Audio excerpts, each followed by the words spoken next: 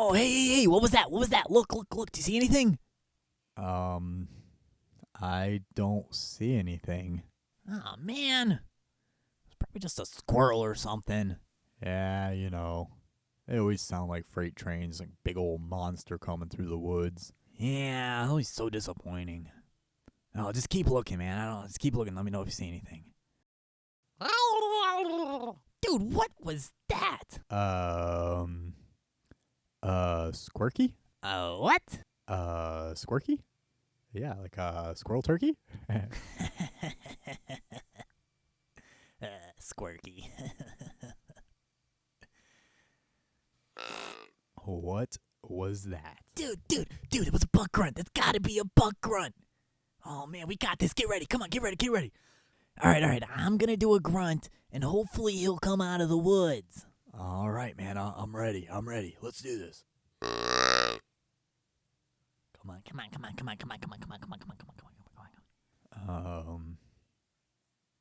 I don't see anything. Dude, there it is again. Come on, he's out there. That's a lot of grunting for one buck. Oh, man, come on. That's gotta be a buck. Dude, there it is. I don't know. Maybe it's like the construction around the corner or something. No, come on. That was a grunt. That's gotta be. Oh, man, come on, deer. Come on. Oh, what the? Dude, is that a drill? That's a drill. You gotta be kidding me. There's no freaking deer out here. Oh, man. These noises, they get you every time.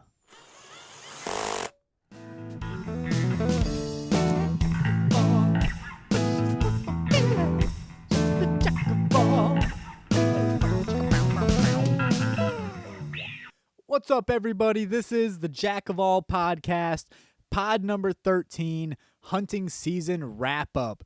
So I am going to talk about the end of the kind of end of my 2017 Indiana whitetail deer archery season. It's kind of the end for me because I'm still hunting. Indiana has a very long archery season. I think it goes from October 1st all the way until like January 7th or something. So I'm still going to try to bag one more doe. I just want to make sure I've got plenty. I've kind of already got my freezer full. That's why it's kind of the end. I already got my buck bagged and tagged, and I'll put some pictures of him up in here. But we're going to get into how I got the 2 deer that I already got and tell that story of how it happened. And if you're already listening to this podcast, a hunting, journal series podcast, you're probably fine with the stories that are about to come out. But if you don't want to hear about deer getting killed or how that happened, this may not be the episode for you because that's what we're going to get into. So let's see here. I think that will be about it. I'm kind of ready to move into other things with the podcast. It's been a hard, month and a half, 2 months of just hunting related podcasts, and it's time to start moving on to some other things. And just like I said from the start of this whole thing, I dive into these things and it is my everything for a period of time. And then once I've exhausted it, it's time to move on and do that to the next thing. And it's starting to be that time, which has kind of been a little difficult for me because I'm hunting. Bam, I got my deer and it's like just hit the brakes, And I've struggled a little bit with I want to get back out there and stuff, but I'm busy. I need to get some bills paid. I need to get Christmas taken care of. I need to start thinking about other things because I know not everybody just wants to hear me babble on and on and on and on and on and on and on about hunting. So here we go. I am going to back this podcast with Craig Harris's Autumn Ashes off of the album Full Time. Now, go check this out. I'll put a link to it in the show notes. He's on Facebook. I think he's on SoundCloud and things like that. And this album is awesome. I really love this whole album. Thank you, Craig Harris, for letting me use some of these songs for the podcast. I super appreciate it. And you know what, man? Seriously, go check this album out. It is not just your typical, like, oh, my buddy makes music and it's good and whatever. I listen to it once or twice and that's that. No, this has become a part of my regular repertoire. This album is great, man. You freaking killed it. Way to go, Craig. Thank you. So, anyways, that song will be in its entirety at the end of the podcast. Enjoy it. You guys can get in touch with me at jackofallpodcast.com. There's a contact button at the bottom of every page. There's everything that I'm doing is posted on there. All the videos, all the podcasts, all that stuff. I'm on YouTube, Facebook, all that stuff. Get in touch, man. I'd love to hear from everybody and see what everybody would like to hear from me. You know, maybe we can set up some other podcast ideas and we'll get some more stuff coming your way.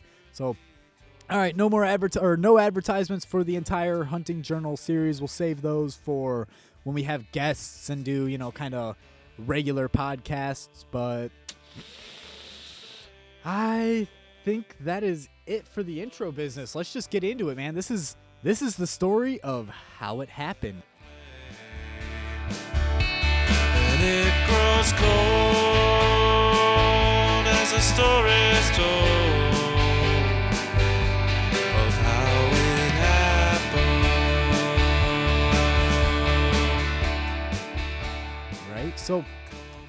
So I think we left off with, I was kind of just chasing deer around, trying all these different spots. I know the winds were starting to get flippy on me and stuff. We had a lot of east winds, like randomly the last 2 weeks right before firearms season. The winds completely changed. They're normally out of the southwest here or some variation of, westerly winds. And so all of my stands and all my locations were kind of based around that. And all of a sudden I had winds just completely opposite of what I needed. So I was scouting around and trying to find other places to be. And, I'm going to tell this story real quick because I don't think I got to it in the last podcast, and I'm just going to run through it real quick. But I'm out scouting for new places to hunt and trying to figure it out. And I'm hitting up the Roush Lake Reservoir instead of the Salamone Reservoir, trying to find a new spot, and it's actually closer to where I live, so save a little gas and stuff. And I didn't find anything good out there. It was way less good deer property out there than there is at the Salamone, and it seemed to be, just by the check-in sheet, way more hunted. Anyways, though, it was pretty cool. As I went out to scout this area this one day, I'm coming back down out of this field, and it's actually getting to be like 5 o'clock-ish or so. So it's starting to be like, deer should be coming out time, and I see a doe in the field like maybe 300-400 yards out from me. So I crouch all down and I'm like, all right, let's see if I can just kind of look like a deer and see how close I can get in on her. I'm not expecting to get anything, but who knows? So I crept up, a couple hundred yards, and then she got too concerned and jumped into the, there's just some tall brush next to this field that she had come out of, bedded in, jumps back in there, whatever. I kind of keep my sneak on and get all the way up to where she was. I see the tracks in the dirt. Awesome. So I just stand there and pause for a second, and boop, she pops up. She's standing there 10, 15 feet in front of me, just right there. I draw the bow. I was all prepped and ready to draw a bow at any second. I draw my bow, and as I do, because I was worried about making noise drawing my bow, which isn't a concern in this situation, obviously she knows I'm there, I had my finger on the arrow, and so I draw it, and here we go, lessons learned. I catch my finger on the broadhead, cut my finger, pop the arrow off the string. So now I'm holding my bow at draw, right? With no frickin' arrow on it, standing 10 feet from this deer. So I bite the arrow in my mouth to hold it, put my bow back down so I didn't want to drop the arrow, let the bow back down, put the arrow back on the string. She's still standing there. I draw the bow again. She's still standing there. Actually, I don't think I did. I don't think I wound up my string in the cams this time. I wound up my string in the cams too many times now. My coat strings in the cams. Anyways, though, I get the bow back to drawn. I think I did wind it. No, I was afterwards. I wound my shirt up in it that time. Frickin' bows, winding your strings or winding your shirt and strings up into the cams. Anyways, though, I draw the bow again. She's still standing there.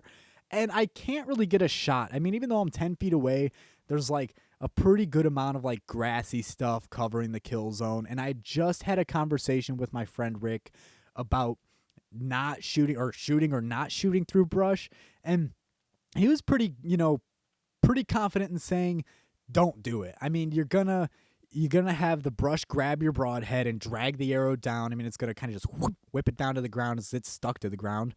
And hold on, excuse me. Anyways, so I just stand there and wait, and I'm like, come on, please run to the left, and then I'll try to stop her, because they seem to stop every time you go at them. So if she runs to the left, to be back into the field. If she runs into the right, it's back across this brush and into another field. Probably no shot, you know? So I'm waiting. I mean, this went on for way too long for this nice doe to be standing right in front of me. And then all of a sudden, there's a bunny between the two of us, takes off running right at her and scares her off to the right side. No shot, whatever. Now I put my bow down, wound my shirt up in the cam, and game over. But that was freaking awesome, you know? I mean, what a chance and what a cool experience just standing there that close to a deer and kind of both of you gaming what do I do, you know? So that was cool. Anyways, though, I hope I didn't tell that one in the last podcast. I don't know. It's all kind of blending together. Like I said, I'm wrapping this up and moving on, so the stories are kind of becoming a mix, you know? And so here we go. Then I'm hitting it hard, and I get a day in this stand that's it's actually my tree stand that I've got out at the reservoir. It's like 20, 30 yards off the highway and kind of a crappy area for like, you know, being out enjoying nature, but it seems like a super good funnel spot, right? And I know I've talked about this funnel in previous episodes, and I wanted to get deeper back into it, but we'll get to that. So I'm out in this tree stand this morning, and it's great. There's some pretty good action. I've got like 30 yards of this brushy stuff in between me and this like hard brush and woods line. But just inside of this brush and woods line, there's this path that I've been watching deer run on, and occasionally they'll come out into this open area, and they must do it like mad at night. And there's scrapes and stuff in this open area and all kinds of good stuff. I mean, this is where I was watching other bucks scraping earlier, you know, a few weeks earlier.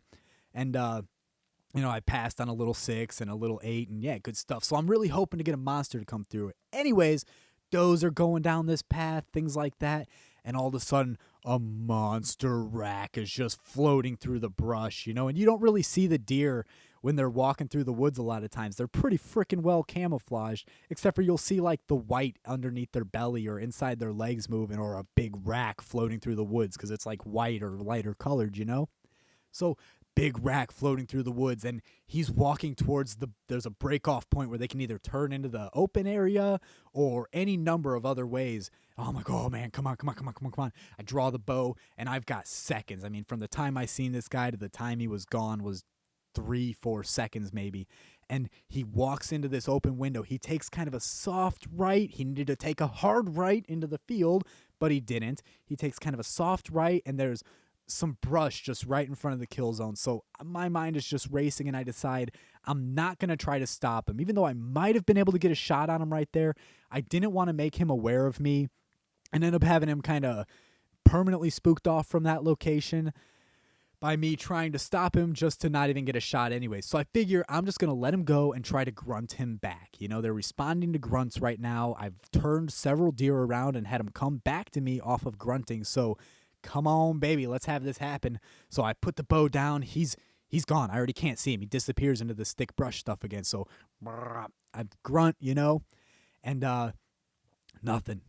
Meh. Couple doe bleats, already probably making way too much noise and moving way too much, you know. And then I like, all right, where is he? Nothing. Whip out the grunts again. I'm gonna give one good loud rip on this grunt. You know, make sure he hears me and see if I can get him to come back all aggressive. So I've made way too much noise and stuff. I mean, come on now, losing my freaking mind here. And then I realize, oh good, I wound up a string of my coat into my bowstrings. Back to what I had talked about plenty in other episodes. Make sure you try, you know, what you're doing with your gear on to see what's going to happen, and, you know, make sure you're not going to have these problems in the field. So now I'm like tugging on this string and trying to work it out of the cam, you know. I finally end up having to draw the bow halfway to get it out. Cool, get that done. I look up, and there he is. Not standing at the edge of the field. I see the monster, the big buck that got away, turning and running through the woods. Bye. Dude, you know he is not coming back to give you a shot ever again. He now knows. He watched me. He probably watched me grunting. He watched me fighting with my bow, all just standing there at the side of the field in his awesome deer camo, and I just acted a fool in front of him. So game over. You know, I lost my freaking mind with the monster coming by, and who knows, I maybe would have never got the shot. He probably was a real smart dude and wasn't going to come into a field to investigate a grunt with no deer behind it. anyways, but so now I am like amped. This is the deer I've been looking for, but he's not going to be back there, but I know he's in this area. So I'm pumped up. I pull some strings, get some babysitting done. And what the heck was that? Oh, darn computer making noises at me. Anyways, I get, the ability to get out the very next morning, right? And I am going to get into, I've talked about this funnel spot before, but I'm going to dig further into this property and get into this super pinch point that is where this deer was walking towards when he busted me out. So I go to get into this spot the next morning. I bring my climber stand out. I kind of tried to get in there earlier, but I couldn't find a good, there's one tree that was reasonable to try and get the climber stand into that was on the correct side of the property lines over there, because it funnels down and then goes into this private property and a big old farm field and stuff. So I'm like, all right, man, I'm going to get into this spot. I get my climber out there, early in the morning. It's so weird. I'm carrying a climber out there and everything. It sucks. I find myself sweating my freaking butt off in 25-degree freezing cold weather, and I'm dripping sweat. And it was like a super humid morning, so it was just ridiculous, right? I'm trying to get my tree stand into this tree, and it's kind of angled more than I thought it was. And I just could not make it happen. I tried for like 30, 40 minutes to get up this darn thing, and I am pouring sweat. Literally, my camo just has beads of water on it. I mean, I soaked through layers and layers of clothes trying to get up this sucker. And I finally just bail. It's starting to get light. I'm like, screw it, man. I'll just go back to the tree stand. It's, 150 yards away. I just bail on the tree stand or the climber stand. I leave it there. I go back to this other spot, get in my tree stand. I don't see a thing for hours. I'm just dripping water and freezing cold. So fed up and disappointed, I decide I'm going to rip my actual tree stand down, my ladder stand. I'm going to take it over there. And now this is kind of a crazy area. I'm climbing up the side of the highway's got kind of a big embankment or hill or whatever leading up to it, built up real high for going across the reservoir and such. So I'm climbing up the side of this, walking down it a ways, and then going back down underneath this fence that separates the highway from the public land, ducking under it, sliding down this mud hill with my big old ladder stand. And anyways, I get my ladder stand over there, set up into this spot, right?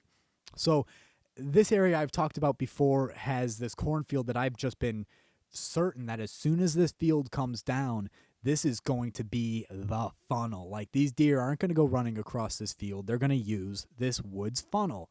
So I am pumped. I got the stand set up, but I'm like, I've made too much noise.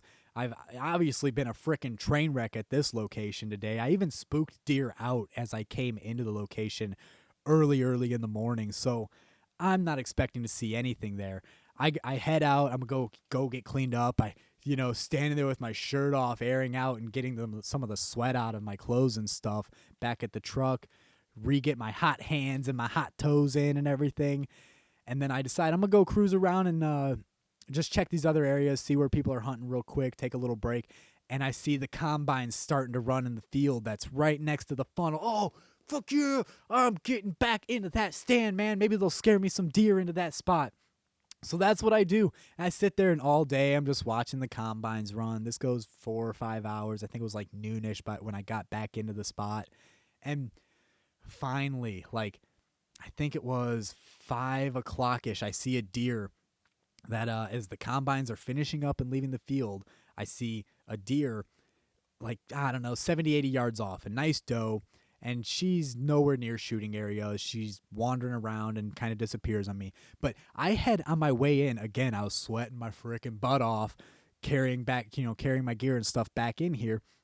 And so I stripped all my stuff off on the way in, and I've got to explain this terrain a little bit to make this all make sense. So as I come down the hill from the highway, I have to cross a little river that I'd put some rocks down so that I could actually get across. It's real shallow, but I still was going to have to get my feet wet. So I put some rocks down. I get across this river, and there's a pretty good hill climb up to where it's, flat again on the other side of the creek or river or whatever it is. And I'm like, you know what? There's obviously a deer path down on the bottom side here right along this creek. I'm going to put my sweaty jacket, I strip off the sweatiest bottom layer, and I hang it on this little tree right there on the trail. I'm like, this will scare, if they're coming down this way, hopefully this will scare them up to the top of the hill, and whammo, I can get the shot, you know? So, sweet, right? Anyways, Doe's moving around, and I lose her. She's gone, whatever. All right, cool. About 5:30, she runs up the hill. I mean, I'm not totally sure that the jacket busted her out, but oh man, she came right up, right by where I had left the jacket. And, oh, geez, excuse me. And just perfect. She comes in, and I go, try to stop her. And she stops just perfectly kill zone right behind a tree. Oh, come on. You know, she looks around, doesn't see nothing, even though I had made a total mess of this area. The grass and everything's all beaten down. There's a new ladder stand there. I'm there. She shrugs it off. Nothing here. Do. This is the first nice deer I've had a shot on all year, too. Like, I've not had a decent, reasonable chance at taking a mature deer yet. And she wasn't that old. She was probably a 2.5-er, but still the nicest doe I've seen yet. So she takes a few more steps. She stops again. Thunk. And I pulled the shot a little bit. There was a stick that was kind of looked like maybe encroaching on the kill zone. Kind of tunnel vision-y. I'm all pumped up. This is it, And I pulled the shot a little bit. It was a little high, a little back, but the angle was perfect to where it did not matter. Actually, when I ended up gutting her, the arrow had split the diaphragm where it entered, lacerated the liver a little bit, lacerated the lung. I love bow hunting. I'm using Knapp Kill Zone broadheads, and holy crap, dude. When it hit her, I seen the skin just stretch open and just like a big old hole opened up. And immediately, boom, big old hole opens up in her. And so it split the diaphragm, lacerated the liver, caught the lung. The fact that it got both of those right on entry is just unbelievable. It ended up going through in front of the diaphragm after that, smashing the other lung, and then out the other side. So she takes off running down this path, and it's like one of those little deer paths that's, got like maybe 3 feet tall, like all grown over. And I love the way my buddy described this. I think he said it was like little gnome Edward Scissorhands just running around cutting it up, So it looks like a little gnome Edward Scissorhand path. And she went down this path, and it is just blood horror show everywhere. Holy cow. I don't think I ever want to hunt with guns again, because I've never seen so much blood as I have from shooting deer with broadheads. They are gnarly, and honestly, it seems more ethical than shooting them with a gun. With guns, you sometimes get the nice perk of having them drop on the spot. And got to explain, just so people understand, when they drop like that, you shoot a deer with a gun and it just falls over. It's literally getting knocked out. It's like getting, it's like punched in the face, knocked out. So what happens is, from all the concussive force, I'm layman's terming this a little bit, but from all the concussive force of the bullet hitting, it causes the blood to pressure through the head and everything and knocks them out. So that's why they're dropping. They don't drop because you just shot a hole through them. They, otherwise they do the same with bows. You got to get that concussive force. So anyways, though, just freaking blood horror show down this path. She did the 60-second run and down. Freaking perfect, man. Wrapped her all up in a tarp and drug her out of there, saved the, made the hide real nice kept the hide real nice, keeping it all wrapped up and everything. And yes, success, man. Finally some success. It's not the big buck that I was after, but heck yeah, man, I did it. I finally got my first bow kill. Beautiful. I didn't get really any good pictures of her because it was dark. She was a freaking mess. I did get some pictures, but nothing great. And then I immediately had her at the butcher the next morning. So that was that. But super thankful. I'm working on the hide and everything. I got it almost done tanning out in the garage now. And man, just so thankful for that mama deer. And yeah, great stuff. So now, though, that area is kind of dead. I'm like kind of writing it off and saying I'm just going to avoid this spot for a little bit and go hunt the other area that I've talked a bunch about where I've been watching these does move a lot. So I still have a doe tag and I still have a buck tag, right? So, all right, here we go. I'm back out to it. I'm in my second favorite stand, maybe my first favorite. I don't know. These are my two favorite spots, though, that I found out at the reservoir. And I'm out there early in the... No. This started off with an evening hunt the previous day. Jeez, I got the burps like crazy. Hold on. No, it's going to sit here and tease me. Like, you got a burp, but no, you don't. Anyways, so I'm out for a nice evening hunt, and it starts off kind of slow, but deer are moving. I see some deer move through the woods. Awesome. To the, let's see, they were actually downwind of me, but this spot's so great. It's on this hill, and they don't seem to... Oh, there's that burp. They don't seem to get you. They don't seem to wind you from it. So one moves, out there. Then I see a couple does take off running through the field. I'm like, oh, that's the does I've been watching. Where are they going? They're going the opposite way out through. They're so about 50 yards in front of me where I'm mostly watching, where I've seen. All right, see if I can explain this a little bit better. It's kind of a pinch point. I'm hunting. On one side of me is this valley. On the back side of me is the top of the valley where there's a field of private property, and it's just this mowed grass field. And it's probably 150 yards wide maybe. And then on the opposite side is back to public land, and it also drops way down to another river on that side. So this spot looks like nobody's really been out there, and I'm hunting on a corner of the woods. It's a corner of the field, and then the woods protrude out further into the field. So it kind of pinches, though, in the corner between the field and the valley. That's why it's such a nice place to see deer running, and nobody's going back into that bulged out part into the field, so it's kind of a nice deer haven. Anyways, I see my two does that I've been watching. I think it's my two does that I've been watching in this area take off across this field. Like, cool, but bummer, they're going the wrong way. And all of a sudden, I see this nice buck. What is that? Why are you beeping at me? Stop it. Anyways, I see this nice buck take off across the field after him, and he's a few seconds behind. They're already gone. He kind of is out there looking around. He does like kind of a couple turnaround U-turns. Yeah, I grunted at him. Nothing. He kind of actually did pause and look, but nah, he's onto a couple does. He did not care, but he looked great. Real nice tall rack, nice looking deer. I mean, oh man, if he walks in front of me, man, I am shooting him, right?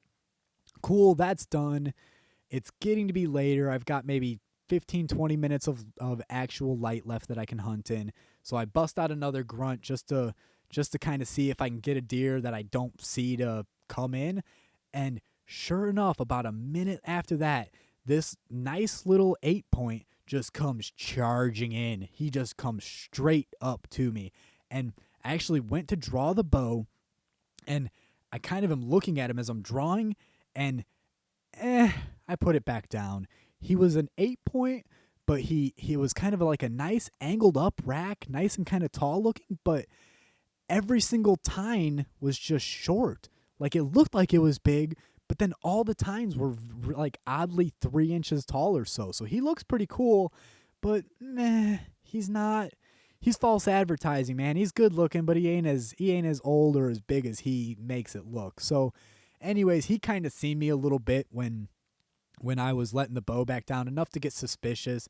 So now he's standing like 5-10 yards from me, pretty darn close. He's kind of checking me out, kind of like, looking around, and he's all fluffed up and rutting, He is like pumped up and kind of like you ever see a dog get kind of puffed out and razorbacking and stuff? He kind of looks like he's doing that. He's all feisty and stomping his feet. He turns around and starts stomping his feet real hard. I'm like, all right, dude, cool, And he starts to mosey away, and then all of a sudden, like, what? Really? You're blowing me out now? You're upwind from me. Like, don't bust me out now. Thinking he's smelling me. And all of a sudden, I see another 2 does start running across the field, and he goes charging out after him. So that was super cool. He didn't bust me out. He busted those does out and started chasing them, getting his rut on. So pretty darn cool. I was real happy to see that. I'm happy to see some rutting action because it's this is more deer action than I have ever seen in my life. This is so freaking cool to me. And I call, that's it. That's the night I go ahead and leave my climber stand there that night, actually just going to come back in the morning, see what's good. So here we go. First thing in the morning, luckily I don't have to pack my tree stand in and everything this time, so I'm not so sweaty. And I climb up my tree, and did anything else happen that morning? You know what? I did see a doe in the field, and she kind of came through and ended up going into that bulge of woods in the field that I can't, that I'm not going into. And, just it's the start of it's 30 minutes in or so, and all of a sudden, here comes that buck from last night, 30 yards out. I know exactly the path he's on. I've got a 10-foot window that he is walking towards. Oh, here we freaking go. He looks great. I'm fucking pumped. I got the bow drawn. This is going to be quick. I've got to make up my mind quick. And here's where I made mistakes, man. This is it. For all of my, if you go back to the preseason podcast, a large point of the whole thing was going out into my tree stands and taking some shots with my bow onto targets to make sure that what I'm going, when I drop the hammer, what I expect to happen is going to happen. And man, thump, thump, thump, thump, thump, thump, thump, thump, thump, hearts pounding, and all of that is out the window. So he's coming in quick, and I can tell, I can't even say like, I don't know what I was thinking when I did it. No, I know exactly what I was thinking. I had just listened to this podcast the night before, and this guy had told this story about how he watched the monster buck that he was after. He knows this deer, this is the one, and it disappears behind this evergreen, and he knows it's going to walk out, so he's ready to go. He puts the pins where they need to be. As soon as fur hits pins, he drops the hammer. Boom, tag the monster buck of a lifetime.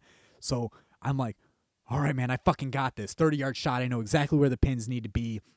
Put it all right there. As soon as the fur hits the pins, I'm gonna drop it. So as soon as the fur hits the pins, I'm using a knock-on silverback release, right? And it's kind of, I think they call it a back tension release.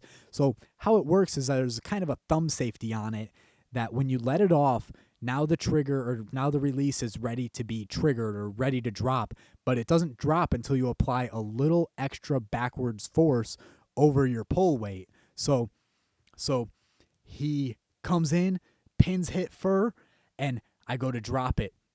And I kind of noticed that it takes a second longer to drop actually than it should have. Like had I, maybe released it that second, punched the trigger most likely had I done that. But had I, dropped the hammer at that split second, maybe this would have worked out better. Maybe. So either way, though, just a bad call. I don't know if I can hit a moving deer with an arrow. What the hell am I thinking, right? But I go for it. I didn't think that at the time. All I'm thinking is about that story and what to do, so I do it. And I'm watching the arrow, and again, it's like tunnel vision. You get so pumped up in these situations that all of your training kind of goes out the window, and you fall back on just your core skill set. And I watch the arrow fly, and it's looking good. But I'm like tunnel vision-y, and it looks like the arrow stays still, and it looks like, it looks like the buck stays still, and the arrow just drifts slowly backwards, more and more and more, and whack! Oh, like that sound, that thwack! Like, that did not just punch through like it was supposed to. That hit some hard bone, and it hit him right in the rear thigh. I mean, it was perfect on the horizontal. Perfect on the elevation. The height was dead on right, but it floated, woo, bam, right to his ass. So now I'm like, hit the fucking brakes. All the reality of my stupidity come crushing in on me, and I realize exactly what I just did. Like, I knew exactly what I was thinking at the time. I just don't know why I accepted the action or the decision that I was about to make, but I did. I fucked up, and I just put a real bad shot on this deer. I mean, I wounded him for sure. So this sucks. He kind of does like a stumbly fall kick and starts to run, and he goes up to that field edge, stops there for a few seconds. I'm like kind of panicking. I'm like, man, maybe, what are the odds that I can grunt and turn him around right now? Who cares? Just do it. I grunt. He's not even paying attention to it. And then he just jumps the fence by this field and starts walking across this private property. I'm just like, fuck me, man. I know I just hurt this guy for no reason. So stupid. I'm done, man. I'm not even going to, you don't keep hunting after that. You go and you sort out your mess and see if you even, see what you do. And like, had I gotten over there and there was like no blood and the arrow was right there and everything, maybe I'd have gone back to hunting. But I get over there, there's a little bit of blood. I don't see my arrow, but there's enough blood to start tracking. So I start following it, and all of a sudden there's a lot of blood. I mean, fuck, man, maybe this is going to work out, actually. I don't know. This, I might have got a femoral shot, hit his femoral artery or something. And then about where he stopped at the field line, there's my arrow. And it's got like 8 to 12 inches of blood on it. The broadhead's got all kinds of gnarly stuff in it. And there is a ton of blood. Like, oh, crap. I'm not feeling good about this, man. Like I even at one point when the trail was, I thought he had jumped the fence at one point. I'd crossed over there, didn't see anything. I'm like, hey, you know what, man? It just, there was some good blood where the arrow pulled out or whatever, and that's it. And I even text my buddy, like, man, I leg shot him. I know I leg shot him. Like, I got the arrow back. There's some blood on it, but I think this is it, man. He's closed up. He's going to be fine. He's going to be hurting, but he's going to be fine, And then I find just this ton of blood where he had actually stopped at the field line, jumped across, and I didn't go into the field yet because now I'm into the crap. This guy went into private property. I've got to figure this out. So I go over to the property owner, and they're not home. I figure out, luckily they had a paint horse business, so I'm able to get a hold of them via phone. I get permission to go track them. I track across this field, and it's already been a solid hour or so now since I shot him. And I track across this field, see where the blood trail ends, because if I couldn't even get the blood trail across the field, how can I track him any further? I see where it ends. I throw my arrow in the ground, and I just leave it there, and I'm going to come back later. I'm talking to my buddy Rick this whole time, getting advice, because he's just kind of been my mentor for all this bow hunting stuff. He's a great dude and got just great, solid advice. And, the advice is basically just let it die. Let it sit and bleed out. Don't scare it up. You might end up with it not, continuing to bleed out well. You won't be able to track it then. And I've done that before. I've done that. It's so awful. I've done that with rifles at distances I shouldn't have been trying to take shots at. And then you screw it up, and then you're tracking them, and I scared up this buck and tracked it forever, and I should have just let it die because I'm sure it did. I never got him, but I didn't want to do that again. I'm not making that mistake again. I already made one freaking huge mistake today, so I'm not doing that too. So I let it go, and I go ahead and cut on out of there. And with all the blood, though, I maybe should have kept pushing him, because I even had heard on a podcast, again, I'm hardcore into this hunting stuff right now. I'm listening to podcasts, and this is my everything. And I just recently heard on a podcast about, if you get a femoral shot, you push them, because it's not going to clot, and they're going to keep moving and pushing that blood out, and boom, they'll just drain out, and that'll be that. If you get a liver shot or a gut shot or something, you let them sit, so you really got to be good about judging what you did and knowing what you did. And you really question yourself. And even though, I know I shot him in the leg, and certainly this is a femoral, I'm just going to let him sit and back out. I mean, hopefully he'll just bleed out either way. It just might take a little longer, and that sucks. So I come back about 5-6 hours later, and I track, and I'm all right. This is where it gets real messy. So I start tracking in on the other side of this field, and about kind of a curving around, random 20 or 30 yards in, there's still plenty of blood. I'm tracking, and all of a sudden I hear, I'm like, what the fuck is? I look up, and he is 20 yards in front of me with his head tucked into his crotch, just fast, shallow breathing. Oh fuck, man, he's still alive, and he's obviously fucked up. I mean, he's got to be just jacked up to be on the ground this close to me, you know, because I was not quiet getting through. He was in some thick, nasty woods that I was tracking him through, so I couldn't even be quiet getting through there. So he's jacked up. I'm texting my buddy, man, what do I do? This is effed up, man. I do not know what to do. He's like, man, you you know, he's just sitting there. He's not running and stuff. You gotta, you know, can you arrow him? Throw, you know, put another one in him. Like, if you got your knife, did you bring your bow? What did you do? And luckily, I was worried about this kind of a situation, so I brought my bow and everything. And he's like, you know, if you got a knife, you sneak up behind him and grab the rack and stick him in the shoulder, you know, and just hold him. And I'm like, holy shit, man, you're ballsier than me if that's what you do. And then I actually came across the guy who did that. I was kind of like, wow, dude, you're a badass. But anyways, though, he's, you know, doing this, and he'll put his head down, and he has to see me. I mean, and he must be so dizzy and jacked up from blood loss. He's just, and this is freaking heartbreaking. I mean, it's so messed up. This is a jacked up situation, and I guess better than just losing him knowing you killed him. But so I slowly work my way up to where I can get a shot on him, and I mean, I had to get about 2 yards from him, so freaking close, and he let me do it. And it takes me about, I don't want to scare him, you know, like, I don't want to make this worse than it already is, and I think maybe he's out of it enough to where he doesn't really realize I'm there. So I slowly creep up and get into there. I'm like on my hands and freaking knees getting through this brush, and I go to draw and put an arrow in, and he was laying, you know, he had his head down, and he lifts it up, and he just looked right at me. I mean, he's seen me, there's no doubt, because as he was going to put his head down in his crotch where he had a hole clean through his leg and into the other one.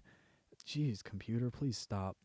Anyways, he had a hole clean through his legs and stuff, so he's, you know, putting his head down there and licking it and stuff. And as he goes to put his head up, though, he just looks right at me. I mean, and I'm just like, I'm dying, and I'm literally apologizing, like, I'm so sorry, dear. This is not how this is supposed to go. Like, this is not me being a good ethical hunter. This is me being a jackass, you know? So he finally puts his head in his crotch again, and he does that for a few seconds, and I'm just waiting. Puts his head back down. I draw, put the shot in him, you know, strung it right through all this brush, actually stripped my fletching off and stuff on the way in, but it thunk right where it needed to go. And he still took like 2 minutes to die. And this was bad. I mean, don't do this. Take it from me that, you know, don't take the shot you don't know how to take. Don't take the shot you don't know if you can make, because that sucked. Don't do that. And that, you know, it sucked to me. Like, emotionally, I'm still kind of fucked up from it. I mean, you know, whatever, it's fine, but emotionally, it's still a bit of a horrible thing to me. And he's the one who fucking suffered for 7-8 hours, bleeding out and being all jacked up and dying. So that's it, man. He finally's done. He finally gives his last, and like I'm doing like I'm like, I want to tell my people, like, hey, you know, I got him. It's done, because we're all kind of like waiting. They're all waiting to know if I got him, and you know, I even had to like be like, dude, put the phone away and wait till, like, because I went to take my phone out, and then he started jerking, and I'm like, oh my, like, stop, please, just die already. So I finally, like, you know, try to just respect the moment, and I'm apologizing to him and pray. Like, I'm not like you know, I have my beliefs, but I'm not like a religious person. But you know, there's one thing that'll make you pray. It's this kind of stuff, you know? So I'm praying to whatever there is that, you know, I'm sorry, please end this, you know, please, you know, make this be not so bad as it actually is for him. And finally it's over with. A few minutes later, I finally go up to him, and, you know, it's back to, you know, kind of being proud about what I did. Like, I'm, you know, yeah, I got him, man. I got a beautiful, awesome buck to show for the year. You know, a nice, at least 2.5-year-old. I can't tell if he was 2.5 or 3.5, but I got him. I did the damn thing. So there's that. I can at least be proud of that and honor him from here on in and be thankful. So that's what I did. Cleaned him up, got him out of there. And man, super big thanks to the property owner. He let me drag him out through the field and up just right to his barn and stuff. And get my car right up to him, and that way I didn't have to take him like I was gonna have to drag him over fences and stuff to get him out of this place. And so I did everything again to preserve his hide and keep it all nice, which the butchers ended up fucking up in the end anyway, so I was pretty pissed about that. They ended up somehow managing to lop a big old chunk of fur off of it. So whatever, though, I got him out nice and clean. Got the trophy shots and everything. I'm super happy with him. It's the biggest buck I ever got, and archery. Man, what a frickin' time, and what a lesson learned, And I kind of like I know what happened, I was super confident thinking about the story that I had heard the day before. I'm thinking I can do that. I got this. And so I guess it's, cautionary tale. Don't take the shot you don't know you have, and take your time. Like, I could have stopped him. I could have and if I didn't get the shot, you know what? I still had time. I got till January 7th, and even though, it was 3 days before the start of firearms season, but so what? You got time. There was land that people aren't going to that I'm willing to go to. I could have kept the hunt on, but fuck it, man. I did it. I got it done, and that's that. So, next time I will stop them, and if I don't get the shot, oh well, even though I got the monster that I'd been looking for all season. Oh well, so what if I didn't? If I didn't, he wouldn't have suffered for hours and hours and hours. I wouldn't be upset about this gross kill that I have. I mean, it's for all of my trying to do good and be ethical and take a mature deer and everything, I still botched it, and that sucks, man. That sucks. I don't want to be sitting here telling you guys this story. I want to be telling you that I stopped him. Thunk, beautiful kill shot. He dropped in 20, 30 yards. Just woohoo, yes. But oh well, that's that. Learn from me. Learn from my mistakes, and just don't try to stop him. Try to get your shot clean and do it right. So that's it, man. That's the lessons learned. I got everything done after that. I've been focusing on getting the hides tanned. I'm doing that myself, and I don't have too much to say about that other than do it, man. If you get a deer, take the time, get the hide back from your butcher if you don't butcher it yourself. Butcher it yourself if you can. Like, get in there and do it. Enjoy all of what there is, all of what this hunting has to offer, because it's great. There's, great experiences. I've enjoyed tanning these hides, and I hope they turn out good. And I did a European mount with, I'm naming him Rusher.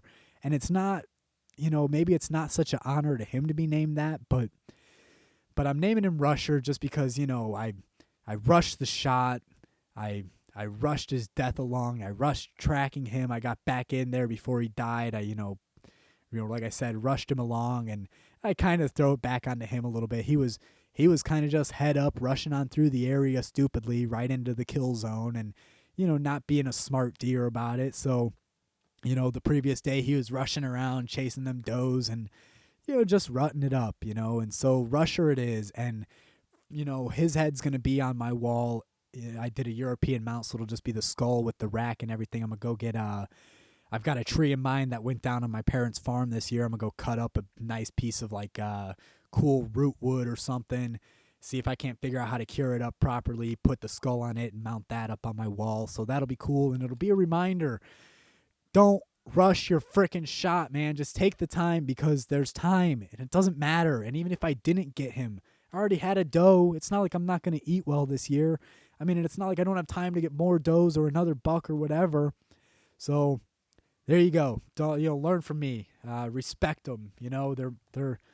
There's one thing I've learned about these animals from all the time out there this year. It's that they're not just animals. They really have, thoughts of their own. They have lives of their own and are really neat creatures. So do the respect to them. Learn from what I'm telling you here. Don't push it and just take the shot that you don't know if you can make. Just try to stop them. If it doesn't work out, fuck, man, you're the hero for not fucking it up. So, oh, what else is going on? Let's see. Anything else that I mean, I already went over the other things that I've learned, all the coolness of grunting and all that stuff working out. And I'm excited to have next year taking all these lessons I learned and applying them. And the rest of the season, I'm going to try and get me a doe. Hopefully I'll be able to get it on film out at my parents' place. I couldn't film at the reservoirs this year because you have to have permits and whatnot to do that. So hopefully I'll get a doe on film yet, but I won't really have any of that for the video for the podcast.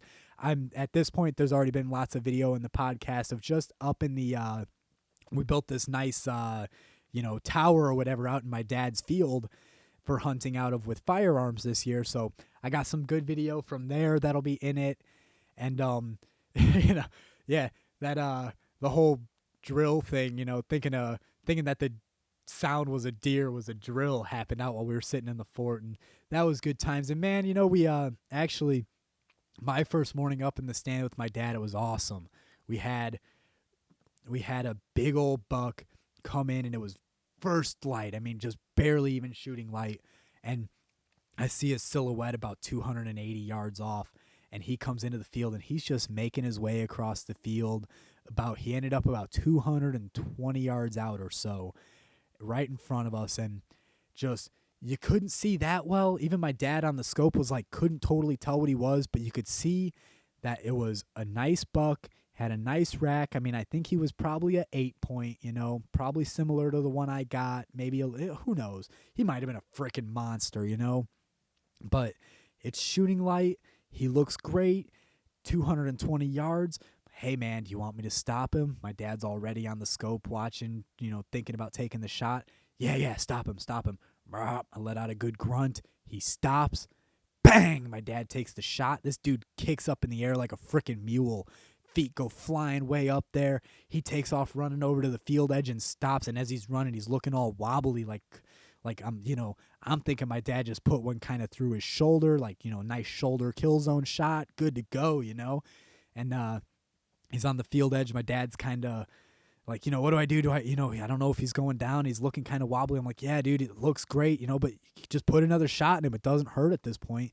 Just go ahead and send one more through him. He's only 240 yards out or so now. So bang, puts another shot through him. Does the same thing. Buck's way up in the air, hind legs way up there. So I'm like, man, just put 2 great killer shots through him. We got this, dude. And this is where you start to go, fuck, man. Like, learn the lesson of not doing something you haven't done yet. And we go to track him, and there's like just hardly any blood, hardly anything. I'm like, what the heck?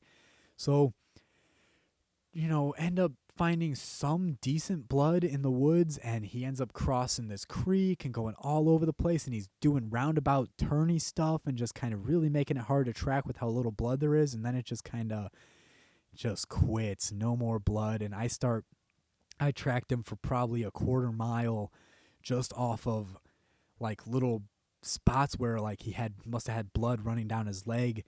And like he had brushed up against some weeds or something, So I'm seeing little bits of blood on the undersides of leaves that are or weeds and stuff that are hanging there, and just miserable tracking. And eventually, like nothing, just nothing. And at a point where he could have gone any direction, just nothing. So I start tracking down anywhere and everywhere. We finally give up. There's nothing. I mean, at this point, you start to think, well, he lived.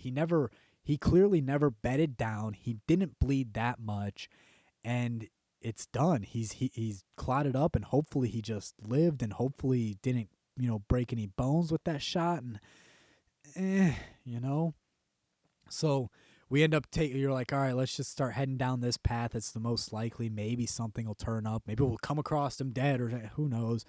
And I'll be damned if we didn't get, 30 yards down this path and I see a tiniest drop of blood, just the tiniest little brush of blood, and then nothing, just nothing. It is game over on this guy. We tracked him for hours and nothing. So that sucked, man. That really sucked, but that video will probably have just played. We'll see. I got to get to editing all the video for this of that whole thing happening. But man, was that a freaking great time, right up until the not getting the deer part and then feeling like crap for putting a bad shot on him. So, new rifle. My dad hadn't fully proved it out at the different yards to see what it was going to do. I don't know, maybe just a little a little error on his part just from nerves of shooting. I mean, geez, which one of us doesn't do that? And then plus a little bit of error from not really having his drops dialed in. And that's that, man. You know, you don't get the shot. It doesn't take much. You get your errors compounding, and that's it. Game over. So that's my big advice for the season. Go practice it. Go put shots up at every yard. Go put shots up out of stands, up and down hills, and whatever way you might think you get a shot. Try it and see what's actually going to happen. There's so much good advice about things like, for example, your arrow, if you're shooting bow at like 2 yards, is actually going to hit lower than you're shooting because it's coming up to meet your 20-yard pin. So if you put the 20 on him, it's going to be below it because it's coming up to meet that pin at 20 yards. So I'm like, yeah, oh, geez, man, burping like crazy. Yeah, so I'm like, let's test this out. So I'm outside in my yard. I shoot at 10 yards. I'm like, oh, it's still like 20-yard pin, man. What the heck? I was like legit a yard or so away before I noticed any difference. I mean, unless the deer is right underneath you, man, you're going to hit right where that pin is. If it's right underneath you, you're going to hit like at the freaking 50-yard pin or something, 40-yard pin, So it's good to know, and it's good to actually test it and actually see what you're going to do, because I was kind of thinking like 5 yards might be a little low still. Man, at 5 yards, I'm still just putting the 20-yard pin and dropping because it did not seem to prove out to be anything when I tested it in the garage, or well, it's really in my garage and front yard. But I've set the target up in my garage, stand out at the end of my driveway and start dropping arrows, city slicker archery style, making do with what I got out here in the city. So test it out, guys. Go do that. Know what you're going to do, and that's it. I think maybe let's wrap this up. Let's see. I'm going to check over my notes. Anything else? Oh, man, that little 8-point buck that I had stomping and stuff in front of me and chase off those does? I'm looking for him next year. I don't know. I think next year I might still pass on him, but I'm pretty sure that was the brother to the buck that I shot, because they both have kind of a upswept rack and like the same, like the one I got, he was only 8.2, but he had nice tall points, nice tall tines on him. And so I think those two are brothers, man. And hopefully those guys will keep going in that area. And maybe next year, if I see him, if he looks the same as the buck I got this year, I think I'm going to try to pass on him. I really would love to see how freaking big that guy gets, because like I said, so you check their age best with looking at their teeth. So when I did the European mount, fleshing out the head and everything, I checked out his teeth real good. And I don't know, it's my first time doing this and really trying to age him. So I'm not sure if he's 2.5 or 3.5. I want to say he's 3.5, but he very well might just be a super, what do they call them? HPBs, high potential buck, that at 3.5, he would have just been a monster. So maybe we let his brother go and keep tabs on him for a year or two, and hopefully nobody else out at the reservoir tags him, So, yeah, that's that. Let's see.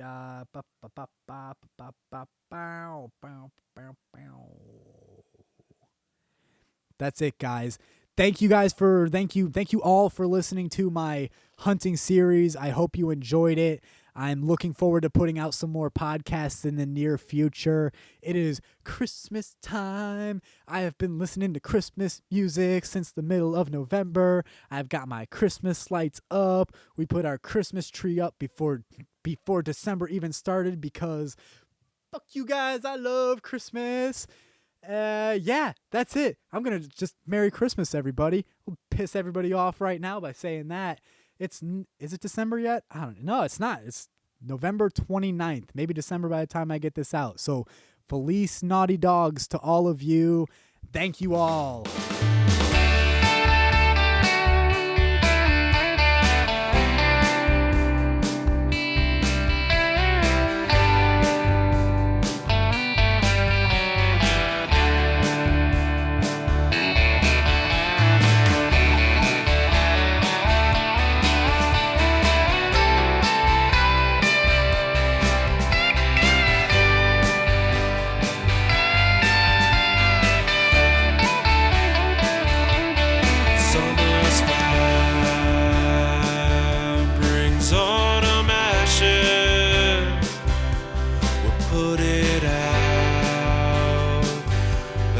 if it would matter. Burn so fast, not sure what happened. A cold wind blows and spreads autumn ashes, and it grows cold as the story's told of how it happened.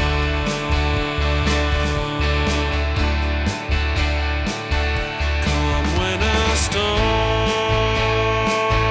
still the fire rolls and spreads autumn ashes.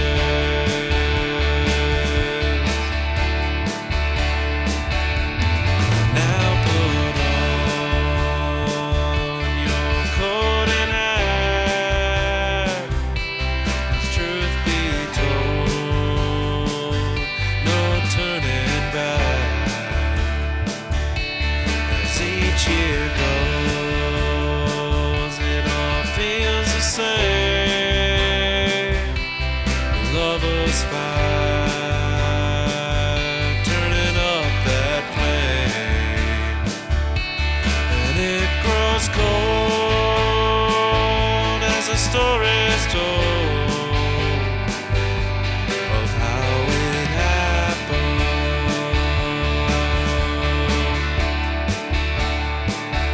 Come winter storm, still the fire rolls and spreads autumn ashes.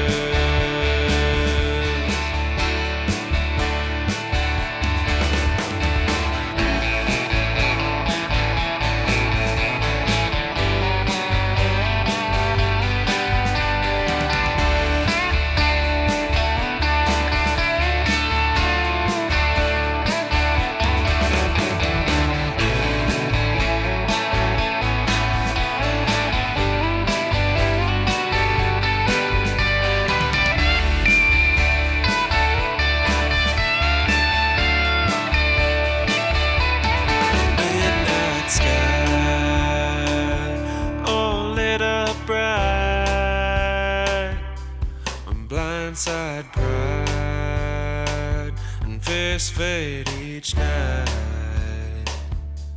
A few more drinks and get to laughing. On summer's fire